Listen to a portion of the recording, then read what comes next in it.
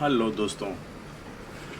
आजकल पैंडेमिक को लेके हर तरफ एक शोर शराबा मचा हुआ है। अगर सीधे शब्दों में कहा जाए तो एक पैनिक क्रिएट हो गया है।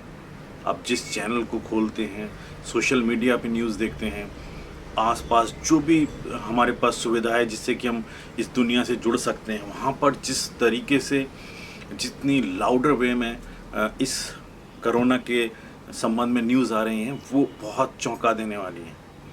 क्योंकि हर तरफ एक शोर मचा हुआ है कि कितने लोग संक्रमित हो गए, कितने लोग मर गए, और कैसे हॉस्पिटल में बेड्स नहीं हैं, कैसे कि हमारे जो मॉर्चरीज हैं वहाँ पे लाशों का क्या हाल है, सेमेट्री में जहाँ की क्रिमिनेशन होता है वहाँ पर जगह नहीं है लोगों को रखने के लिए, जलाने के लिए, और जो हमारे कब्रिस्तान है वहाँ पर भी जगह शॉर्टेज हो रही है। आखिर इन सब हालातों में, इन सब शोर का हमारे शरीर पर क्या फ़र्क पड़ता है, या क्या इस शोर को सुनने से हमारे शरीर पे कोई असर पड़ेगा? अगर मैं सीधे दोस्तों इस बात को कहूँ तो कहना चाहिए कि हाँ, 100% इस पर असर पड़ेगा। पूरी दुनिया के दोस्तों जो वैज्ञानिक हैं वो आज इस बात पे रिसर्च कर रहे हैं, इस बात से चिंतित हैं कि अगर कोई बीमारी या कोई समस्या का डर हमारे को बताया जाता है, यानी कि अगर हम उससे डरते हैं तो उसका हमारे शरीर पे क्या रिएक्शन होता है, यानी कि हमारा शरीर उस डर के प्रति क्या रिएक्ट करता है, और क्या इससे हमारे बीमारियों से लड़ने की क्षमता प्रभावित होती है। आइए इस बारे में कुछ ज़रूरी बात करते हैं, जो कि आपको जो नतीजे हैं जो वो बहुत हैरान कर देने वाले हैं और आपको जानने चाहिए। आज आप अगर सोशल मीडिया पे या फेसबुक, इंस्टाग्राम, ट्विटर पे देखेंगे तो एक शब्द आपको बहुत सुनने में मिलेगा हर तरफ: positive thinking, positive attitude, positive lifestyle. आखिर इन सब का मतलब क्या है? अगर हम सरसरी निगाह से देखें ऊपर तो ऐसा लगता है कि जैसे योगा, एक्सरसाइज या जंक फूड ना खाना, साइकिलिंग करना, अच्छे विचार, मेडिटेशन, ये सब चीज़ें आखिर पॉजिटिव जो हमारी थिंकिंग है या एटीट्यूड है उसको रिप्रेजेंट करती हैं। लेकिन दोस्तों बात यहाँ तक ही रुकी नहीं है, ये इससे भी आगे की बात है। मैं आपको बताना चाहता हूँ कि आखिर positive thinking, positive attitude, positive रहना हमारे शरीर और हमारी बीमारियों से कैसे सीधा संबंध रखता है। क्या आप जानते हैं कि हमारे जो भी हम भोजन या खाना हम खाते हैं उसकी एनर्जी कहाँ पर कंज्यूम होती है, कहाँ जाके खर्च होती है? जनरली लोग कहते हैं कि उनको अपने रेगुलर जो एक्टिविटीज़ हैं उसके लिए 1000 कैलोरीज़ की ज़रूरत है दिन में। लेकिन ये 1000 कैलोरी कहाँ चले जाते हैं? क्या पूरा ही हम जो फिज़िकल एक्टिविटीज़ करते हैं उसमें खर्च होते हैं? दोस्तों नहीं, ये 40 to 50% उनमें खर्च होते हैं, और इनका एक बहुत बड़ा पार्ट जाता है हमारे इम्यून सिस्टम में, यानी कि हमारी बीमारियों से लड़ने की क्षमता के ऊपर। अब हम आते हैं दोस्तों कि आखिर इन सब जो हमारे आसपास जो शोर है कोरोना का, उससे इस बात का क्या संबंध है।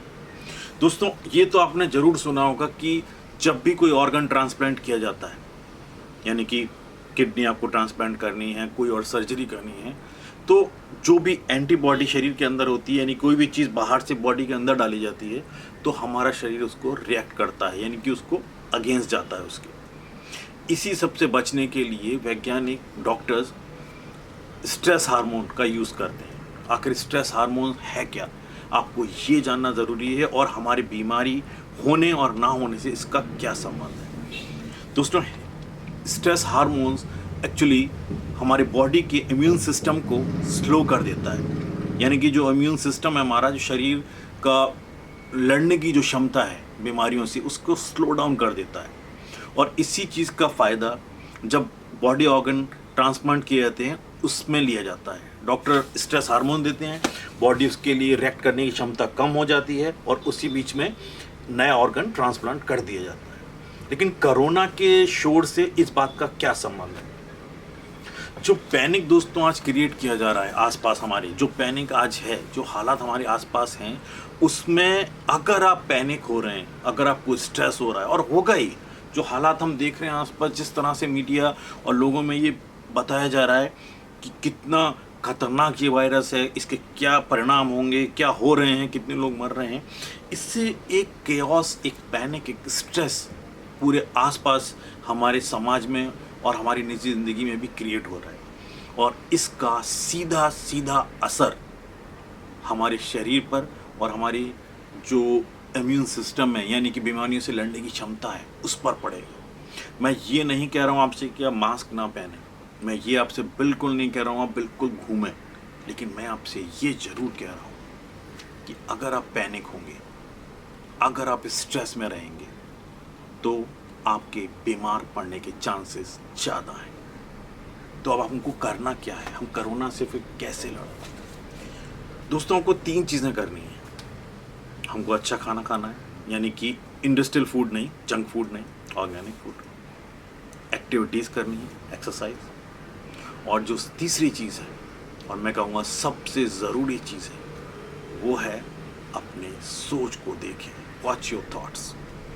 ये सबसे ज़रूरी चीज़ है। अगर आप पैनिक होंगे, अगर आप स्ट्रेस में जाएंगे, तो स्ट्रेस हार्मोन आपके इम्यून सिस्टम को स्लो डाउन कर देगा और किन्हीं केसों में शट डाउन भी कर देगा। अगर शट डाउन कर दिया, स्लो डाउन कर दिया, तो जो वायरस है उसको आपकी बॉडी पे अटैक करने के लिए एक टाइम मिल जाएगा, एक मौका मिल जाएगा, जिससे कि आपके कोरोना से या और किसी बीमारी से पीड़ित होने की, संक्रमित होने के चांसेस ज़्यादा हो जाएंगे। स्ट्रेस हार्मोन सीधा सीधा रिलेट करता है हमारे शरीर की प्रतिरोधक क्षमता से। तो प्लीज़ सारे प्रिकॉशन बरतिए, सब कुछ करें, लेकिन पैनिक ना हो, स्ट्रेस ना हो, क्योंकि ये साइंटिफिक फैक्ट है कि अगर आप बीमारी के बारे में सोचेंगे, बीमारी से डरेंगे, इन समाचारों को सुनने के बाद अगर आप पैनिक होंगे, तो हमारा शरीर, क्योंकि जो स्ट्रेस का मतलब है हम या तो अपने को बचाने के लिए तैयार हो जाएं या भागने के लिए, तो जो एनर्जी हमको चाहिए वो इम्यून सिस्टम को शट डाउन करके बॉडी वहाँ लेके जाती है कि चलिए अब तो हमको भागना है या लड़ना है। और यही मौका होगा जब वायरस हमारे ऊपर काम करेगा, हमको अपनी गिरफ्त में ले लेगा। खुश रहिए, म्यूज़िक सुनिए और जितना हो सके प्रैक्टिकल रहें। आप इन चीज़ों को के प्रति सतर्क रहें, लेकिन पैनिक ना हो। मैं उम्मीद करता हूँ आपको ये इन्फॉर्मेशन काम की लगी होगी। बने रहिए हमारे संग, हंसते रहिए और स्वस्थ रहिए। नमस्कार।